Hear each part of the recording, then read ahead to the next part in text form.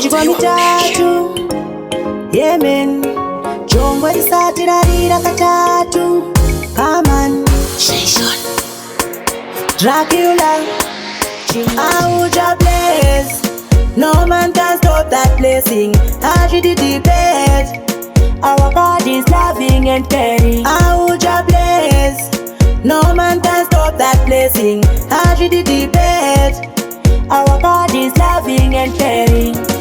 Mwana kasika denga nenyika, njia kasika Dracula, akamupa komoni medula, pangwe ne voice no dura unge medula. Apadi nganga, apadi beats, atikoperi patani levaritsi, pachigaro cheukwini takatsika mitsi, nekuti Mwari ndiye mufudzi. Auja place, no man can stop that blessing. Tragedy debate, our God is loving and caring. Auja place, no man can stop that blessing. Tragedy debate, our God is loving and caring.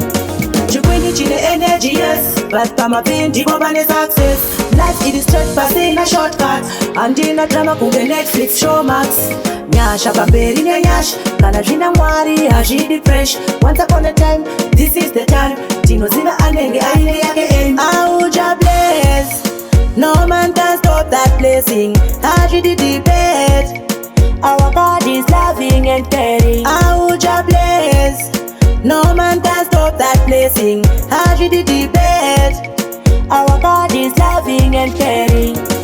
Mwana kasika denga nenyika, njia kasika Dracula, akamupa komoni medula, pangwe ne voice no dura unge medula. Apadi nganga, apadi beats, atikoperi patani levaritsi, pachigaro cheukwini takatsika mitsi, nekuti Mwari ndiye mufudzi. Auja place, no man can stop that blessing. Tragedy debate, our God is loving and caring. Auja place, no man can stop that blessing. Tragedy debate, our God is loving and caring.